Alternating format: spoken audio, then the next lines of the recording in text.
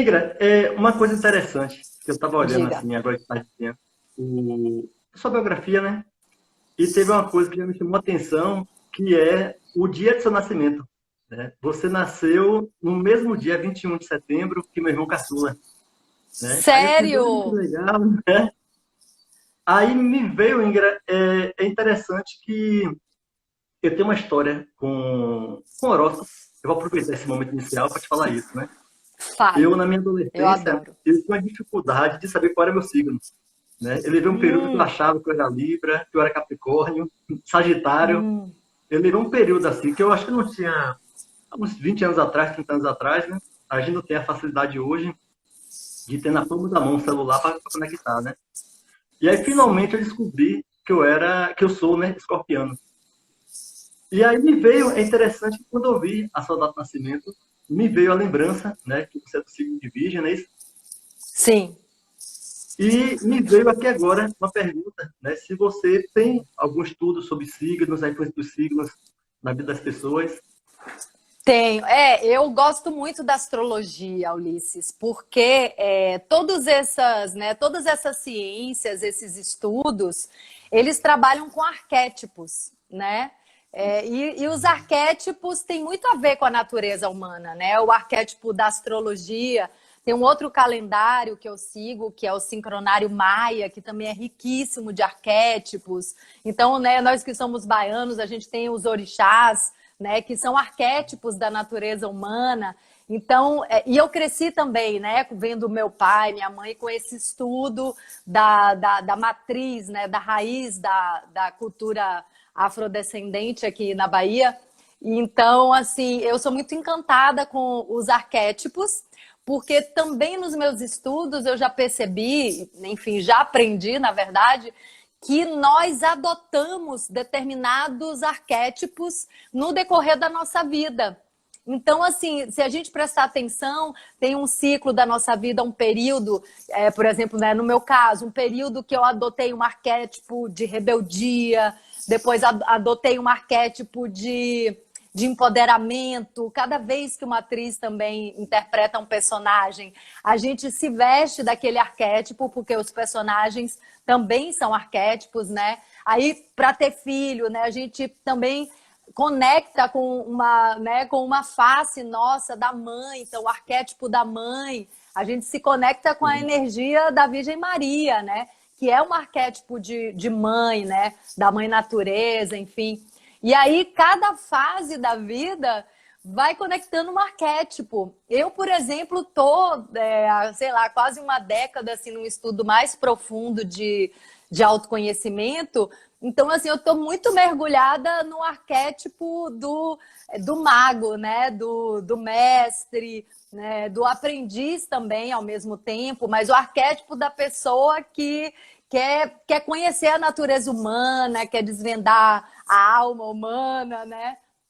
Claro que com toda um histórico de vivências físicas, de dança, de teatro, de tudo que está muito presente na minha vida, eu também sou super do corpo. E eu acho que a gente está aqui vivendo num corpo, né? E essa é a ideia, a gente conseguir integrar tudo de uma maneira harmônica e saudável, né? Se a gente quiser até entrar nesse assunto aí da saúde, né? Que a gente está vivendo esse desafio, né? Esse grande desafio.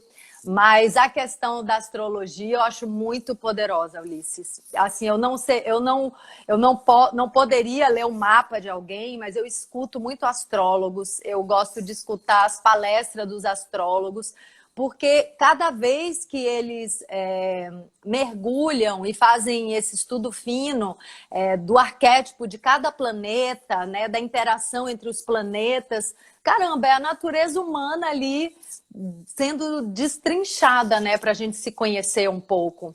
E eu acho que tem, sim, influências muito claras dos trânsitos astrológicos com o que acontece aqui embaixo. Sem dúvida. Eu até tenho um amigo astrólogo, o Hilbertson, que ele me falou, né? Enfim, no meu segundo livro, A Natureza Oculta e Iluminada, tem algumas falas sobre astrologia, porque, por exemplo, o Hilbertson, uma vez eu assisti uma palestra dele, onde ele falava, enfim, sobre um aspecto de Urano. Enfim, uma influência de Urano na vida das pessoas e tal. E aí eu me dei conta que aquela trajetória que ele estava citando, que é muito parecida com a trajetória do herói, que é da humilhação aos grandes feitos, que era exatamente o que eu tinha vivido na trajetória que eu descrevia no meu primeiro livro, O Medo do Sucesso. E aí, enfim, eu procurei ele no Facebook, achei, falei, a gente ficou amigo. E aí eu consultei ele para alguns trechos do meu livro, coisas que eu escrevi, para ele ver se eu não estava falando bobagem, e estava tudo certo mesmo. Mas aí ele falou uma coisa bem interessante, que na visão dele, os astros não mandam raiozinhos para a gente obedecer os astros. Na opinião dele, todos os oráculos se conectam. É como se a astrologia, né, o mapa dos astros fosse conectado, fosse sincrônico com o mapa numerológico, que também é sincrônico com o mapa da nossa mão, que também é sincrônico com todos os mapas, com o tarô, com o jogo, tudo se conecta. E eu achei muito bonita essa visão, sabe? Sim. Não, é interessante, Ingrid, porque eu tenho assim, feito vários estudos, né? Eu até comentei com sua mãe, Dona Alba, alguns estudos que estão feitos, inclusive do tarô, né? Eu tenho feito alguns estudos, mas é interessante quando a gente já escuta, né? Que eu estou escutando agora, essa questão da astrologia. E os signos, assim, eu sempre tive o sentimento de que os signos possuem realmente, né, conexão com a gente, mas são tantas informações que a gente recebe, né? E nem tudo a gente vê que tem ressonância com a gente. Mas essa dúvida que você traz aí. Aí, Ingrid, na sua fala, já me veio agora uma outra pergunta para te fazer, porque a gente tem um público aqui diverso, né, na internet, mas tem dois públicos específicos que agora eu estou pensando. Um deles são as pessoas que trabalham comigo, né, porque a gente, inclusive, a gente já tinha feito o planejamento para 2020, e é interessante como a gente vê, né, que uma coisa aparentemente tão simples, né, que é um vírus, né, que não é simples, né, mas o quanto isso vem para mostrar para a gente de que a gente pode planejar mil coisas, mas que não é exatamente aquilo ali, né? Então, um dos planejamentos, né, que a gente tinha para 2020, né, era justamente de convidar mais pessoas para poder apresentar para a empresa conceitos de autoconhecimento, né, conceitos, estudos, né, tornar isso bem fluido. E em outro público que eu penso aqui agora são justamente as pessoas de Castro Alves, a cidade onde eu moro, que a gente possui, né? Eu possuo esse projeto para a gente trazer palestras sobre autoconhecimento. E você trouxe essa palavra aí, autoconhecimento, Ingrid. Então, eu quero fazer uma pergunta bem básica mesmo para esse público que agora está conhecendo, né? Está tendo noções de autoconhecimento, que você traga, né, a sua leitura sobre o que é autoconhecimento, a quem se aplica, né? O que a gente ganha, né? Vou usar essa palavra, ganha, né? Em buscar autoconhecimento. Então, autoconhecimento para mim é o estudo mais essencial, mais básico da vida, né? Assim, deveria ser o primeiro estudo antes de qualquer outro. Assim, eu acho mais importante a gente conhecer, né? Mergulhar dentro da gente. Autoconhecimento é isso. Eu acho mais importante eu me estudar e me conhecer do que conhecer a vida de personagens históricos, a vida das nações. Isso é importante também. Mas se eu não me conheço, se eu não sei me colocar no mundo, se eu não sei me relacionar com o mundo, com as pessoas e principalmente comigo mesmo, de nada vale qualquer outro estudo. Assim, a meu ver, é muito difícil. Você vê as pessoas se preparando, às vezes uma vida inteira, fazendo mestrado, doutorado, mas não sabe lidar com a própria emoção. Não sabe nem como é que o cérebro funciona, que a cabeça funciona, como é esse corpo, os corpos mais sutis, né? Nosso corpo energético, emocional. Hoje já se fala, né, de maturidade emocional, que bom, né? Finalmente já se fala disso, mas faz muita falta a gente não se conhecer. Porque se a gente não sabe gerenciar minimamente as nossas emoções, se a gente não sabe como nos conduzir internamente, a gente não vai conseguir apresentar um projeto, a gente não vai conseguir ser criativo e realizar tudo que a gente cria na nossa cabeça. A gente vai ficar sonhando, vai ficar viajando, vai brigar com as pessoas, né, do nosso trabalho, da nossa família. Então, assim, para mim, é o ponto de partida, o autoconhecimento. Até porque, se eu me conheço, eu posso ter uma compreensão do outro muito maior. Porque, no fundo, todos nós somos muito parecidos, né? A verdade é essa. Então, se eu me conheço, eu já sei como você funciona também. Se eu conheço todas as minhas fraquezas, minhas limitações, minhas inseguranças, eu sei que você também tem as suas, que você também está batalhando para se afirmar, está batalhando para transcender seus limites. Então, a gente pode trabalhar junto, se vendo nas fragilidades também, né? Porque o que eu percebo é que por a gente não se conhecer, a gente vive hoje numa sociedade que usa muita máscara, né? Porque falaram que é bom, né, ser forte, é bom ser perfeito, é bom ser empreendedor, é bom ser confiante. Só que a gente ainda não conquistou esses estados de espírito e a gente quer aparentar tudo isso. E não é verdade. Não é verdade, é máscara. Então a gente sofre sim, a gente chora sim, a gente sente inveja sim, a gente pensa que não vai conseguir sim. E é com tudo isso, com toda essa bagagem, com todo esse medo, com toda essa fragilidade, que a gente pode encontrar o nosso guerreiro e se expor e conquistar, enfim. Mas a gente não pode mentir para a gente. Esse é o grande problema da falta de autoconhecimento. É quando eu minto para mim e me encho de máscaras que não são reais. E vai chegar um momento que as pessoas vão enxergar a verdade, né?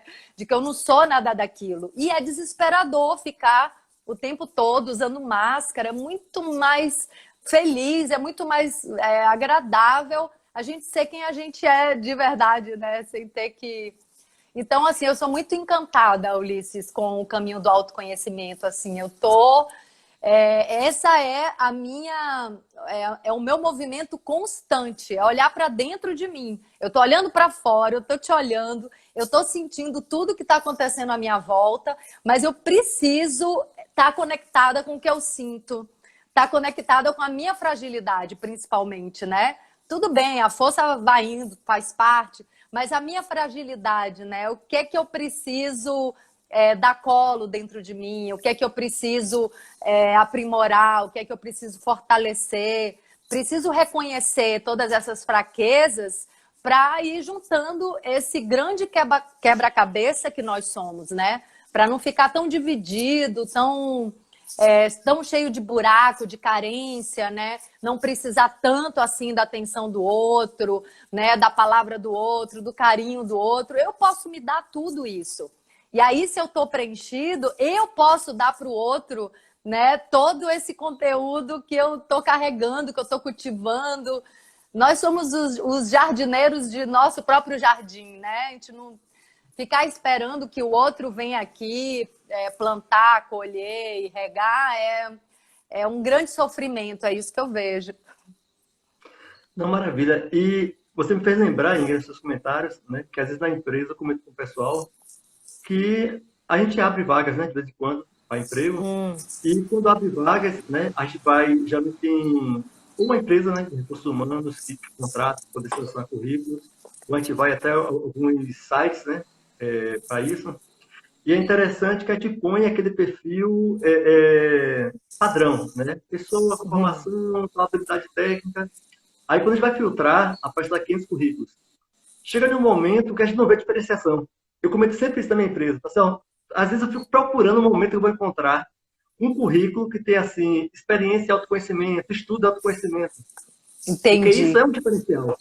Entendeu, Ingrid? Claro, né? claro. É interessante que isso eu costumo dizer para essa turma jovem, né, de 20 anos, que está entrando agora no mercado de trabalho, né, que é importante, lógico, a formação técnica, a especialização técnica, mas o equilíbrio emocional, mais do que nunca, né, é diferencial. Tá, você vai comentar que eu observo assim, como a visão mesmo de profissional. O quanto a gente, às vezes, no dia a dia na empresa, a gente vê a diferença do funcionário que ele está mergulhando no autoconhecimento. Já é aquele Sim. funcionário, aquele profissional, Ingrid, que ele já culpa menos os outros, né? Ele Uhum. já tem menos conflito com os outros. Porque ele É. observa onde é que ele se permitiu que aquele conflito acontecesse. Nossa, Ulisses, você tocou no ponto, É, porque o primeiro passo do autoconhecimento, da espiritualidade, é a autorresponsabilidade. Então, é muito diferente uma pessoa que estudou muito, mas que tem muitas carências, porque não tem autoconhecimento, então é carente, precisa que o outro aprove o tempo todo, precisa que o outro bata palma o tempo todo, tem uma insegurança, tem uma ansiedade de chamar atenção, tem uma ansiedade de ter que provar alguma coisa. Eu já tive muitos momentos na minha vida que eu sentia essa necessidade, sabe? De ter que o tempo todo ser reconhecida, né, por alguma coisa que eu estava fazendo, por algum esforço. Então, eu posso dizer assim que é muito sofrimento. Isso não é uma coisa produtiva. Então, uma pessoa que tem todos os estudos, mas é muito carente, que está sempre achando que o outro, exatamente o que você falou, que o outro é o culpado, que o outro é o responsável, porque ele não está conseguindo alguma coisa, essa pessoa vai trazer muito menos realização e até energia para um ambiente de trabalho do que um cara ou uma mulher que não estudou tanto assim, mas que é proativo, que quer aprender, que quer melhorar, que ele sabe que se ele não fez tão bem, ele pode conquistar uma realização melhor do que aquela, que o outro não é culpado, o outro pode ajudar, eu ajudo o outro. Quando a pessoa é uma pessoa segura, ela ajuda os colegas o tempo inteiro, né? Ela o tempo todo quer ajudar, quer colaborar, tem uma generosidade ali presente, né? E uma energia. Então, até eu estava vendo que você é engenheiro elétrico, né? eletricista, né? E é eletricista, né? E aí, essa coisa, né? A eletricidade é uma coisa que me encanta, porque nós somos energia, né? O universo é pura energia, é pura vibração. E a energia é uma das coisas que existem, né? Que a gente não enxerga e que dá luz, é o que acende a luz, é o que está né, tá aí por dentro da parede, é o que alimenta de luz a nossa vida, né? Luz artificial, mas de qualquer forma eu acho a eletricidade uma coisa mágica. E nós temos eletricidade no nosso corpo, né? Então, não sei se você quer falar alguma coisa sobre isso. Não, não tanto quanto você, né, nessa pauta aí, mas Ah, eu gosto de comentar, Ingrid, que para mim foi um encontro, né? Porque é interessante que quando eu optei em fazer engenharia, aí o meu pai, né, que é saudoso, ele na época uhum. ele queria que eu estivesse mais na área de humanas, né, que dizia que a área de humanas, né, a questão da humana, né, do estudo das pessoas, mas eu tinha uma conexão com a engenharia. E na época eu tinha uma imagem que se eu fosse engenheiro, que eu ia perder essa conexão humana. E eu fui, assim, Ah, por aquilo que eu sabia que estava a minha vocação. E aí eu tenho isso como sendo uma realização de eu estando na área de engenharia e estar justamente buscando essa conexão com o autoconhecimento. Então eu digo isso, sim, Igra, porque você falou, né, que o autoconhecimento tinha que ser, tem que ser, né, uma matéria básica na educação. E aí eu sim. vou também para o âmbito da faculdade. Quebrar, Ingra, eu acho que a gente está nesse processo já, de quebrar esses rótulos, né? De que a área de Uhum. exatas é engessada, a área de humanos é assim, né? Chegar a Sim, um ponto de que todos os profissionais, né, para o mercado de trabalho, que tenham autoconhecimento como diferencial. sim. Tem toda a Então, razão, tem toda a razão. Porque você vê uma pessoa com uma criança ferida, né? Eu comecei há alguns meses um estudo sobre a nossa criança interna, que é muito interessante, porque assim, na nossa primeira infância, até os 7 anos, a gente sofre, a gente passa por traumas, por acontecimentos muito marcantes, né? Alguns de prazer e alguns de dor. E esses acontecimentos até os 7 anos de idade, eles ficam no nosso inconsciente, a gente esquece. Aliás, quanto mais dolorido, mais a gente bloqueia essa memória. Só que essa memória está lá no nosso inconsciente, que é 90% do que a gente tem, né, na nossa cabeça, na nossa consciência, 90% está mergulhado na inconsciência, a gente não tem acesso a isso. Então, essa pessoa vai passar a vida inteira carregando uma criança ferida que ela nem tem contato. E essa criança ferida é um comportamento de gatilho que pode atrapalhar a vida dessa pessoa em muitos momentos. Essa criança ferida, quando ela não é observada, olhada, acolhida, quando a pessoa não entra em contato com essa criança ferida lá do passado, essa criança ferida toma a frente das relações com atitudes infantis, toma a frente das relações de trabalho, das relações pessoais, íntimas. Essa criança faz um estrago na vida e ela faz parte da gente. Então, esse estudo traz esse conhecimento que é como se a gente carregasse uma criança dentro da gente como um filho, que a gente precisa cuidar, que a gente precisa colocar no colo, que a gente precisa ter os momentos de criatividade, que é o momento lúdico dessa criança, que é o nosso lado criança, não é o lado infantil, birrento, imaturo. É o lado criança, que precisa brincar, que precisa se expressar, que precisa dançar, que precisa rir. Então, a gente precisa dar esse lazer para a criança para ela ficar bem, para ela se sentir acolhida. Tá tudo dentro da gente. Então, olha o que é esse universo interno, que é assim, é infinito, é muita coisa para descobrir dentro da gente. E aí é interessante, porque quando a gente começa a fazer esse autoestudo, minha criança ferida, você começa a ver fora quando a pessoa tá tomada dessa criança, que é uma criança mal criada, ferida, que precisa ali ganhar o jogo a qualquer custo, precisa xingar. A gente vê muitos políticos, né, que você olha e você fala, meu Deus, é uma criança. Assim, tem 10 anos de idade, menos até, né? A gente está vendo isso acontecer bastante. E até eu não quero aqui falar especificamente de ninguém. Eu acho que em todos os partidos, e em todas as áreas, em tudo que é tipo de gestão que a gente vê por aí, tem muita gente, tem muito adulto que é uma criança ferida com o poder na mão. Então é muito perigoso você dar o poder para uma criança ferida.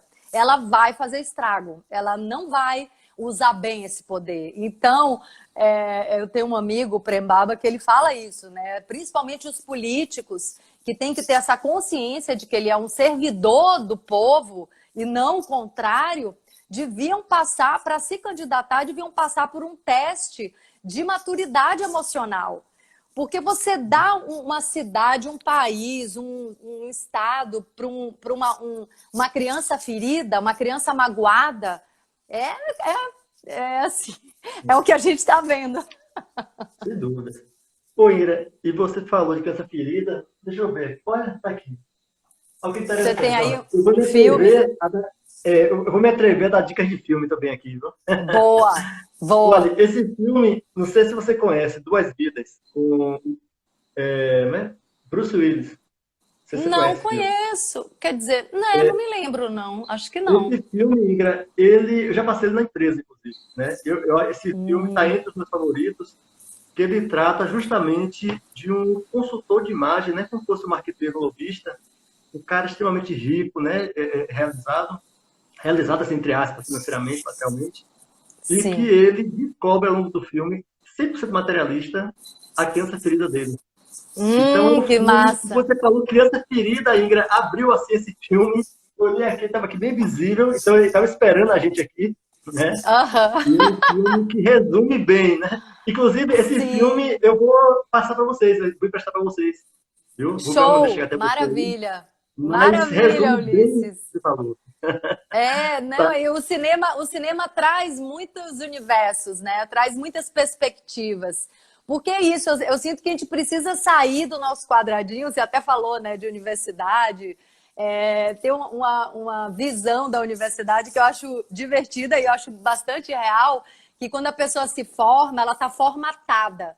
Do jeito que hoje são as formações, né, profissionais, escolares, é tudo um formato de caixinha.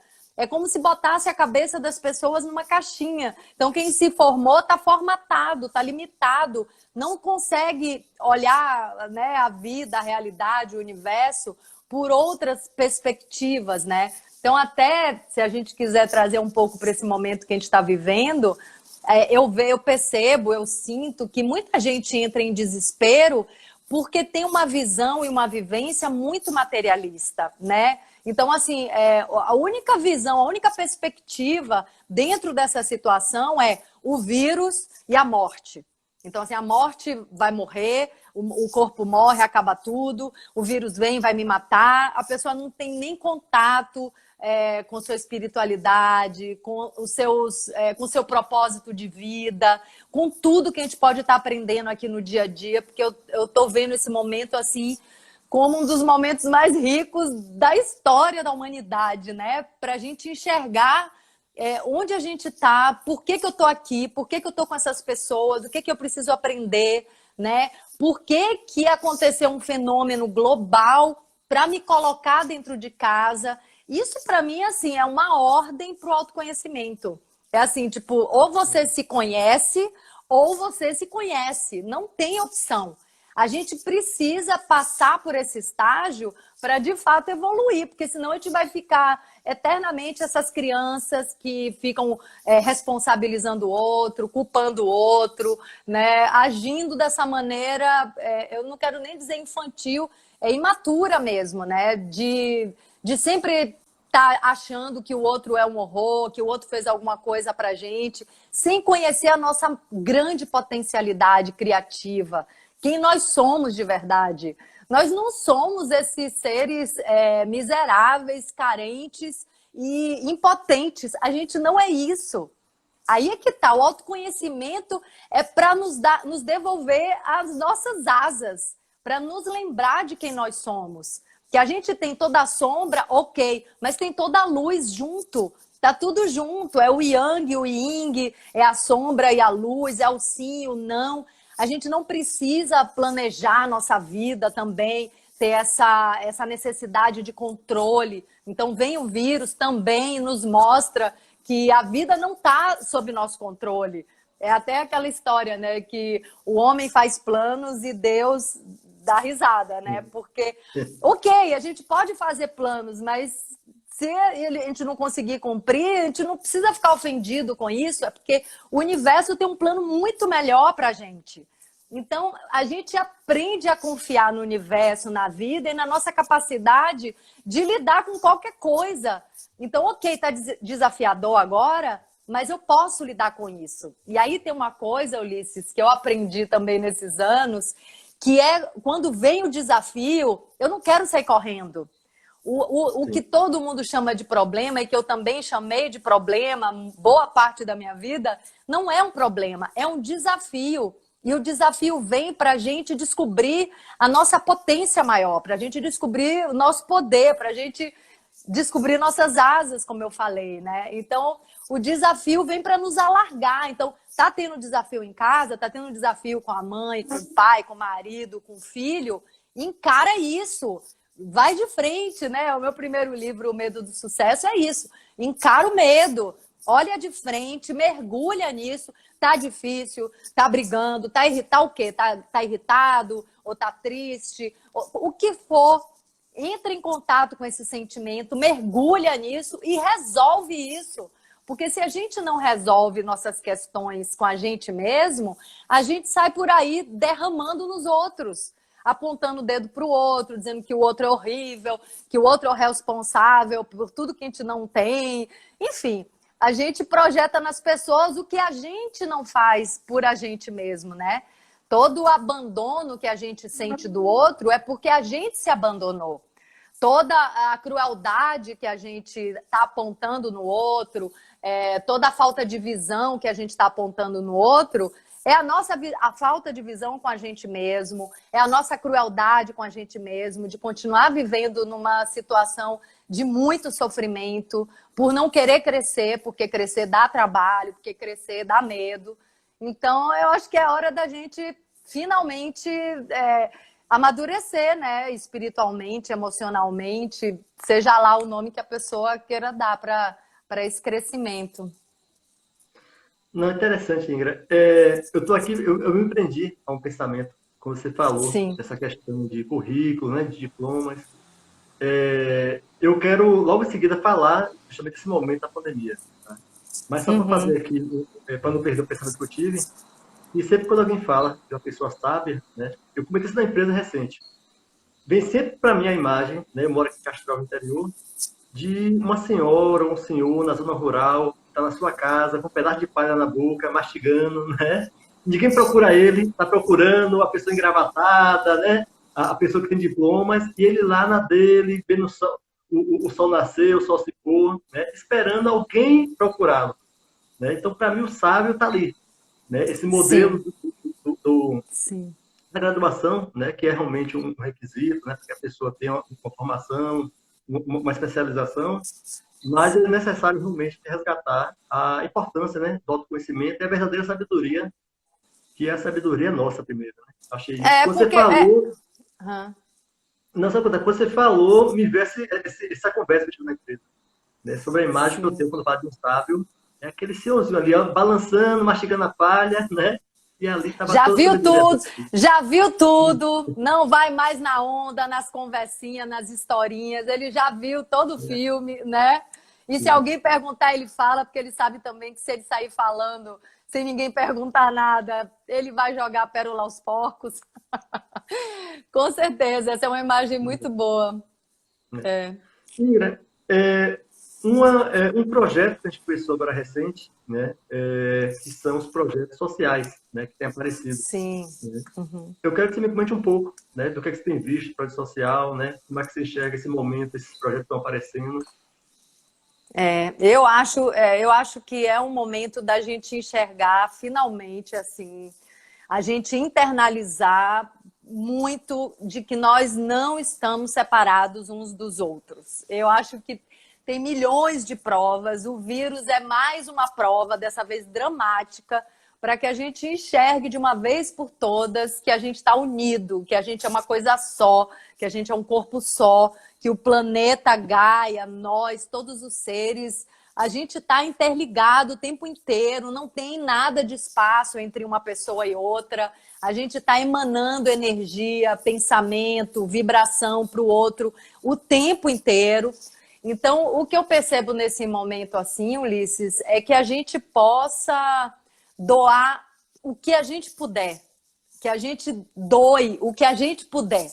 Então, assim, se a pessoa tem... Porque tem realmente muita gente carente de tudo, né, nesse momento. Carente de ajuda financeira, carente de uma palavra, carente de uma luz, carente de uma energia boa. A carência agora chegou geral, né? Então, qualquer coisa que a gente possa doar, né, para o outro, se não tem dinheiro, não tem problema. Doe um olhar, doe uma palavra, doe sua energia. Então, qualquer coisa. Claro que primeiro, aqui tem uma coisa bem importante para ser dita. Primeiro, a gente tem que fazer esse movimento com a gente mesmo. Porque uma pessoa cheia de carência, uma pessoa cheia de insegurança, uma pessoa que não juntou seus pedacinhos, que não sente a própria inteireza, que não tem uma firmeza para poder, né, ajudar o outro, ela não vai conseguir ajudar ninguém, ela não vai conseguir doar nada. Se ela tiver algum recurso material para ajudar, também é uma boa ideia, mas eu digo, a gente precisa primeiro encontrar esse nosso centro, né, para poder dividir qualquer coisa, dividir uma palavra. E aí eu vejo que se a pessoa está num momento também que ela quer ficar quietinha, que ela quer curar, né, essas feridas, que ela sente que ela precisa resgatar coisas que ela deixou pelo caminho. Então, tem gente sentindo tudo que é tipo de coisa nesse momento. Então, essa pessoa também que quer se curar, que quer ficar ali quietinha no canto dela, que quer pensar sobre a vida, sobre tudo que ela fez até hoje, ela quer entender o que não faz mais sentido para ela, que a gente está vivendo um bom momento também de soltar o que não nos serve mais. Essa pessoa vai estar dando também uma coisa muito importante nesse momento, que é uma vibração mais alta, que é uma vibração positiva. Eu sei, né, que são as polaridades, na verdade, por isso que eu falei da eletricidade, que é o positivo e o negativo. E hoje no planeta tem uma polaridade negativa muito presente. Eu olho para esse vírus e eu vejo que ele é a materialização, assim, de muito pensamento de guerra, de muita dor, de muita culpa. Assim, ele materializou tudo que a gente emana como vibração. Então, como é que a gente muda um pouquinho essa polaridade dentro da gente? Como é que a gente sai dessa polaridade negativa e vai para uma polaridade dentro da gente mais positiva? Porque o universo não julga nada. A gente vai colhendo o que a gente planta. O universo não fala, isso é certo, isso é errado. É a gente que colhe o resultado e pode decidir, olha, vou mudar, não quero mais plantar isso, eu quero plantar outra coisa. Ou então vou continuar plantando isso. O que eu vejo é que a gente tem plantado muita polaridade negativa, que é a separação, que é a separatividade. Então, eu sinto, né, que essa polaridade positiva é da união, é de estar junto, é da expansão, é a polaridade do amor, é a polaridade da generosidade, da compaixão. Mas é claro, a gente está tão cheio, a gente está tão coberto de dor e de culpa e de sofrimento que a gente precisa limpar isso tudo primeiro. Assim. A gente não vai de um dia para o outro ser capaz de amar, ser capaz de ser doce, de ser amoroso, de ser paciente. Isso não vai acontecer de um dia para o outro. Então, eu percebo e sinto e estou enxergando isso no meu dia a dia, que a gente está fazendo uma transição onde a gente pode reconhecer essa guerra interna e pacificar essa guerra, sabe? Dentro da gente. Então, o que está fora é só uma projeção do que a gente está plantando, do que a gente está vibrando. Então, voltando à sua pergunta sobre esse momento, eu acho que é hora de nos darmos as mãos. E a gente não pode fazer isso fisicamente, mas a gente pode fazer isso num sentido muito mais amplo, muito mais profundo, que é mostrar a nossa verdade para o outro. Se eu não posso dar dinheiro, eu dou um olhar, eu dou uma palavra. Se eu estou num momento que eu não posso dar isso, porque eu estou precisando dar isso para mim mesma, também vou ser verdadeira. Eu vou dizer, não, agora eu vou me trancar no quarto e preciso mergulhar dentro de mim.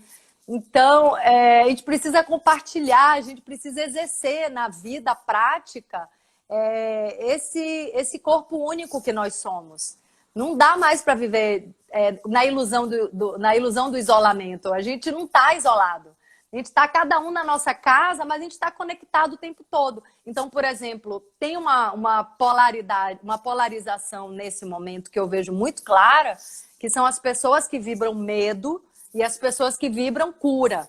E aí eu vou escolher se eu quero me conectar com a vibração de medo ou com a vibração de cura. Existem essas duas polaridades muito fortes, muito intensas nesse momento. Eu sinto. E de vez em quando, se eu dou uma brecha para o medo, ele vem. Eu sinto assim claramente. Porque tem uma multidão lá fora vibrando medo. E isso é real, né? A energia é a coisa mais real que existe. Não tem nada mais real do que energia, né? A matéria é energia condensada. Então, a energia é a matriz da realidade. Aí é a hora da escolha, é a hora da autorresponsabilidade, né? O que é que eu vou vibrar? O que é que eu vou emanar? O que é que eu vou sentir? Então, os sentimentos, eles são esse jardim que a gente vai cultivar. Tem até uma história que não sei, acho que a maioria das pessoas aí já devem ter escutado, porque é uma história já bem conhecida, ainda bem, que é a história do aprendiz que pergunta para o mestre, né? E fala para o mestre, mestre, eu tenho 2 lobos dentro de mim e eu percebo que um lobo é bonzinho e o outro lobo é devorador, é destrutivo. E eles ficam o tempo todo brigando, eles se enfrentam o tempo todo e eu não sei qual vai ser o resultado disso, qual lobo vai ganhar. E aí o mestre fala, o lobo que você alimentar mais, o lobo que estiver mais forte dentro de você. Então a gente tem tudo isso dentro da gente, mas qual é o lobo que a gente vai alimentar, né? É o lobo da generosidade, né? Da pacificação, porque, Ulisses, eu sinto que esse é o grande desafio, pacificar o nosso coração. É o grande desafio, assim. Não, maravilha. E eu tô achando incrível, Ingra, que nas suas falas, né, a gente tá com uma conexão tão boa e tá me vindo aqui lembranças. Tem um livro, eu não lembro agora qual o título, né? Já tem alguns anos que eu li, de Dalai Lama. E que Hum, ele tem um trecho que ele fala assim, que o altruísmo é uma ação egoísta. Porque, no fundo, o maior beneficiado somos nós mesmos, né? ah, é Então, verdade. né? E O- aí, eu acho interessante que na Aham. sua fala, né, que você trouxe aí, me veio a lembrança dessa frase dele, é uma frase que me marcou muito, É. né? E outra lembrança que me veio, Ingrid, é do seu livro, O Medo do Sucesso. Eu não sei se eu vou falar a frase exata, mas é uma frase que eu sempre uso, né? Que a cura é uma flor que floresce no amor, É, né? mas não é minha E, essa frase. Essa não, frase está no seu livro, né? tá no meu Está no seu livro, é. livro. Ela é um hino da Porta do Sol, do meu grupo de xamanismo. A cura é uma flor que floresce no amor. É exatamente isso, é. E E aí eu eu acho acredito. lindo, É lindo. não, desculpa. Eu acho linda a conexão, Ingrid, do que a gente está trazendo até agora, do autoconhecimento, né? Da importância da gente conhecer o lobo bom e o lobo ruim, porque o É, autoconhecimento mostra isso pra gente, né? A gente sabe de verdade qual o lobo que vai alimentar, porque muitas sim. vezes a gente acha que está sendo bom, né? Mas na verdade a gente não está sendo bom. A gente está trapaceando É. os processos, né? Menino, isso é um estudo finíssimo. É muito fino esse estudo aí. É, por E exemplo, aí, fale. não fale, não fale, pode Não, ir. não, conclua aí o que você estava falando. Não, mas é justamente isso. É sobre É essa isso? questão, né? Que a gente acha que a gente está Não. sendo humilde, a gente está sendo arrogante, né? Tem essa Ah, sim, do discrepância. livro. Sutil. Não. É, que o livro O Medo do Sucesso traz isso, né? Que o medo o medo do sucesso, né, na verdade, é o medo de brilhar, é o medo de ser feliz, é o medo de crescer, né? Porque crescer dá trabalho, porque crescer traz um aumento de responsabilidade, né? Você vira foco até para algumas pessoas, então às vezes é melhor ficar no nosso quadradinho, né? Ficar no nosso cantinho, não crescer, continuar responsabilizando os outros. E aí tem um dos disfarces do medo do sucesso é a humildade, que é quando a gente fala, não, eu sou humilde, vou ficar aqui quietinho, né? Não vou fazer nada, não vou expandir, não vou crescer, não vou, né, me tornar a melhor versão de mim mesmo, porque eu sou humilde. Só que isso é uma grande arrogância, porque a gente está aqui no planeta para expandir. A gente está aqui no planeta para brilhar nosso potencial máximo. E aí no livro até tem uma fala de Nelson Mandela, né, sobre o brilho, que o que nos assusta é o nosso brilho. Porque justamente quando a gente expande, a gente sai da zona de conforto, a gente vai para um lugar desconhecido. Então, é muito mais cômodo ficar no nosso cantinho, né, no nosso quadradinho, como eu disse, e isso é um desserviço, né, às pessoas, a nós mesmos. Então, a verdadeira humildade é a gente expandir, é a gente brilhar, é a gente fazer tudo o que a gente pode, é a gente parar de reclamar e arregaçar a manga e fazer o melhor que a gente puder, né? Exercer todos os dons.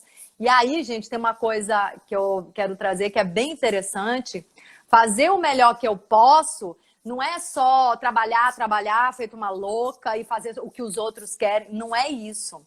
Fazer o melhor que eu posso é realmente me tornar uma pessoa feliz, uma pessoa plena, uma pessoa que gosta de viver, né? Que faz tudo com prazer. Isso é a melhor coisa que eu posso fazer por todo mundo, porque eu me inspiro nas pessoas que são felizes. Eu me inspiro nas pessoas que estão brilhando no seu potencial máximo, porque eu sei que dá trabalho você expandir, você crescer, dá muito trabalho.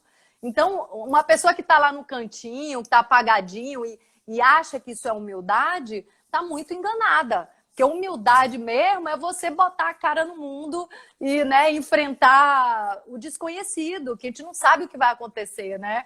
Ah, vamos falar de autoconhecimento. Ok, eu vou botar meu coração nessa conversa, mas eu não sei o que vai acontecer. Eu tenho que confiar em Deus, eu tenho que confiar no universo, tenho que confiar no Ulisses, em mim. Eu preciso me entregar para a vida. E é um pouco assustador se entregar para a vida, né? A gente também agora, com essa questão, com essa situação do vírus, a gente está revendo, né, como a gente tem vivido a vida. Se a gente tem realmente feito tudo que a gente pode fazer. se a gente realmente tem dito que é tudo que a gente pode dizer para as pessoas, se a gente tem sido verdadeiro, né? De falar eu te amo, mas também falar, olha, eu não gosto quando você faz isso. Então, assim, é uma chance, né, de realmente exercer a nossa verdade, né, de todas as maneiras. E isso que eu falei também, que para mim vem muito forte, esse sentimento, né, de compartilhar. Compartilhar pode ser qualquer coisa, pode ser material, pode ser conhecimento, pode ser luz, pode ser energia.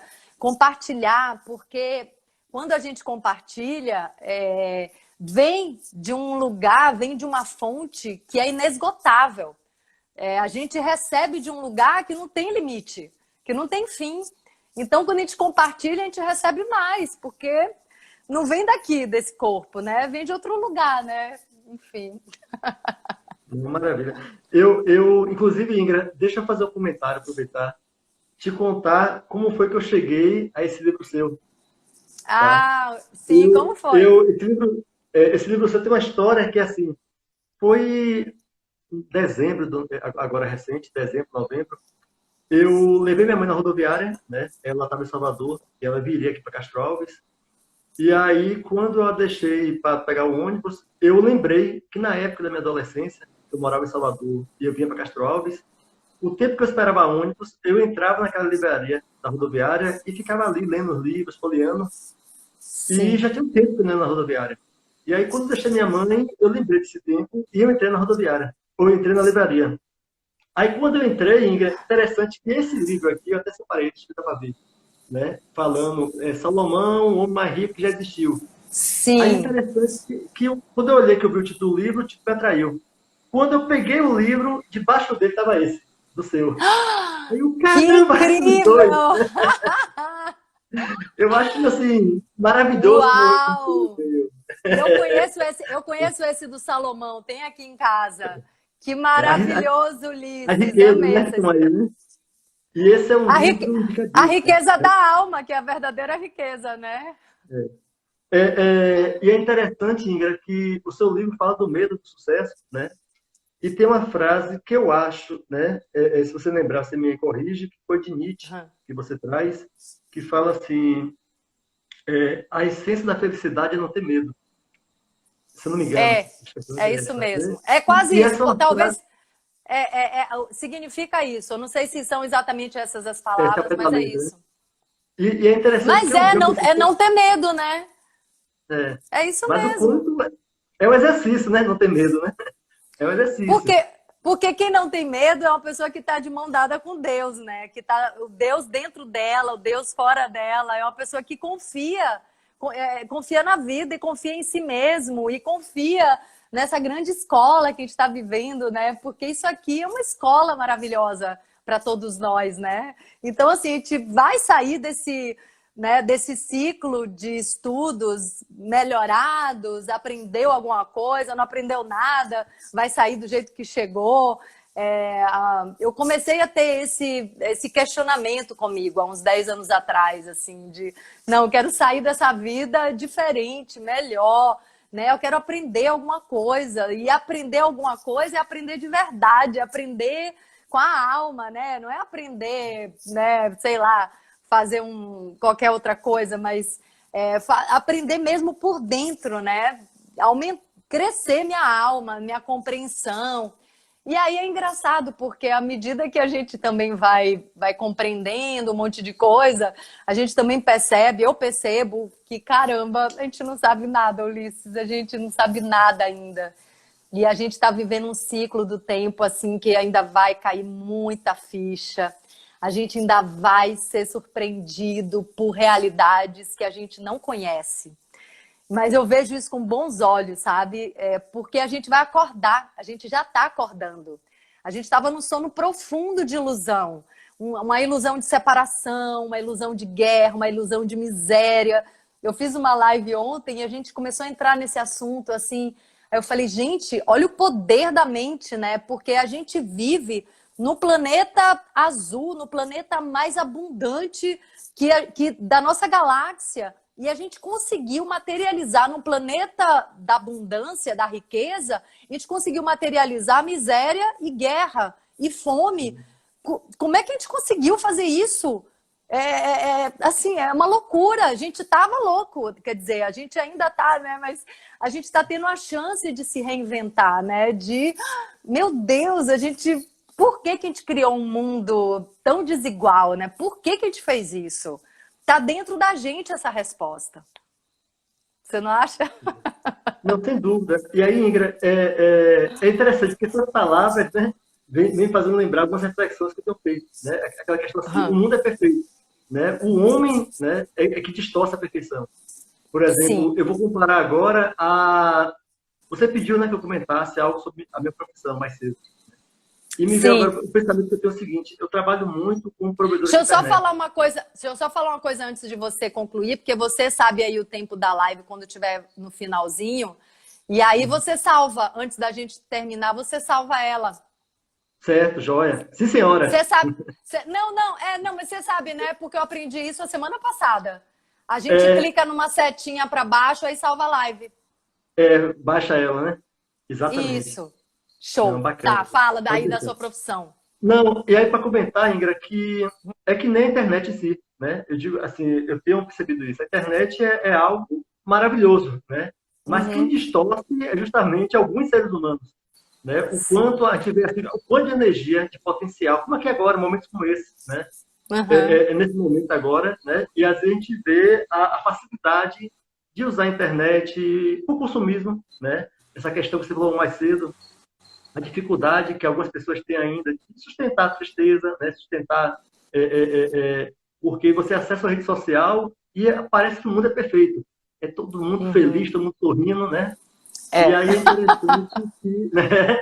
E aí é É. interessante que nem o mundo, né? Se for, a gente vive num mundo de abundância, né? Onde a gente vê a guerra ainda instalada nesse mundo.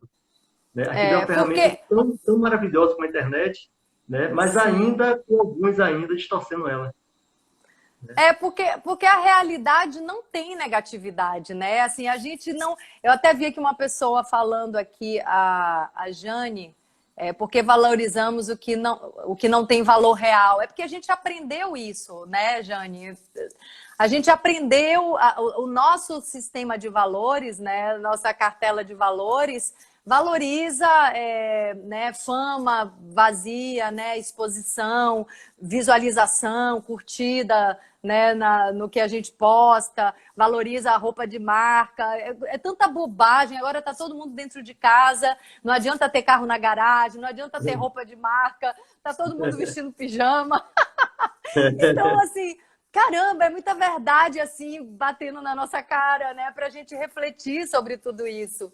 E aí, os acontecimentos, eles não têm um significado único. A mesma coisa pode significar uma coisa para mim e uma outra coisa para outra pessoa, depende do olhar dessa pessoa, né? Então, assim, o que está aí na realidade, tipo, a morte ou um acidente que uma pessoa sofre, não precisa ser um desespero, não precisa ser um sofrimento. Nós transformamos a morte em sofrimento. Nós transformamos, enfim, uma pessoa quebra uma perna, a gente é que transforma isso numa coisa ruim. Mas não precisa ser. Tem uma outra história também de um mestre, né? Enfim, é muita história, deixa pra lá. Mas a gente. Não, é que a gente dá significado para as coisas. Então, assim, tem gente olhando para essa quarentena e falando: caramba, que maravilha, tô em casa, vou meditar, né? Vou mergulhar, vou estudar. Tem gente que está vivendo assim o paraíso. E tem gente que está apavorado, que está com medo, assim, que está pirando. E essa piração é mental, é uma construção da mente da pessoa, né? Que começa a projetar que já pegou, que vai pegar. Eu não duvido nada que tem gente achando que pegou e não pegou nada, né? Porque a nossa cabeça, como eu disse, nossa mente, ela é poderosa, né? Até tem um livro que eu li quando eu era bem jovem, do Carlos Castanheda, que ele contava um caso, isso é interessante até contar essa história, ela é bem curtinha, de um cara que ele estava andando no mato e ele sentiu uma picada e quando ele procurou no chão, ele viu uma cobra muito venenosa fugindo dele. E aí ele pensou, e ele sabia que essa cobra era uma cobra muito venenosa, que mata uma pessoa em 5 minutos. O cara morreu em 5 minutos. E aí depois foi feita a autópsia nele, ele não tinha sido picado por aquela cobra. Foi a cabeça dele que matou ele. Então, assim, a nossa cabeça tem poder. A gente materializa tudo. Então, a gente tem que tomar muito cuidado com isso. Aí eu dou uma dica que é, não vê noticiário. Sabe, Ulisses, desde que começou essa quarentena, foi ali meado de março, eu tinha acabado de chegar em Salvador para fazer uma formação que foi adiada, e eu não vejo noticiário, eu não vejo notícia na TV, eu não vejo. Porque eu já sei que tem um vírus, eu já sei que eu tenho que ficar em casa, eu tenho muito o que fazer, para que eu vou ficar vendo notícia? Para que eu vou querer saber o número de mortos e o número de infectados? Gente, isso é alimentar o medo, é alimentar o lobo do medo. Isso é uma crueldade com a gente mesmo. Então, assim, eu acho que no caminho do autoconhecimento, a gente tem que começar a construir urgente o amor próprio. Porque ficar vendo notícia na televisão, número de mortos, número de infectados, pessoas que contraíram o vírus, ficar vendo esse tipo de coisa é muita falta de amor próprio. É muito masoquismo. Para que qual a utilidade de fazer isso? Assim, não tem porquê. Quando for a hora, quando acabar a quarentena, a gente vai saber. Pode ter certeza que no máximo em 1 minuto vai ter alguém postando aí todas as redes sociais vão postar. Ih, chega rápido, vão soltar foguete, vai passar o caminhão na rua mandando sair, tá tudo bem, podem sair um pouquinho. A gente não precisa ficar atrás do correio da má notícia, sabe? Tem um mestre que eu admiro muito, que é o mestre Irineu Serra, que ele tem um hino que fala do correio da má notícia. Então a gente também não pode nem ser, não deve, né? Poder pode, todo mundo faz o que quer da vida, mas assim, não é muito bom a gente ser correio da má notícia e ficar grudado nesse correio da má notícia, né? Nessa polaridade negativa da destruição, da separação, essa punção de morte, né? Que, enfim, que Jung já falava. Então, vamos nos agarrar à vida, né? Toda a vida que a gente tem, porque a gente sempre soube que a gente ia morrer. A gente vai morrer, vai todo mundo morrer mesmo. Vai todo mundo morrer mesmo. Então, para que eu vou viver os meus momentos de vida no medo, né? No pânico, sei lá, em qualquer... Diga, tá acabando aí. Só para avisar, viu? Deu aqui a contagem regressiva, 10 segundos, viu? A gente retorna. 10 segundos? Não, acho que a gente pode fechar. O que você acha? 10 Sim. segundos? 3 segundos.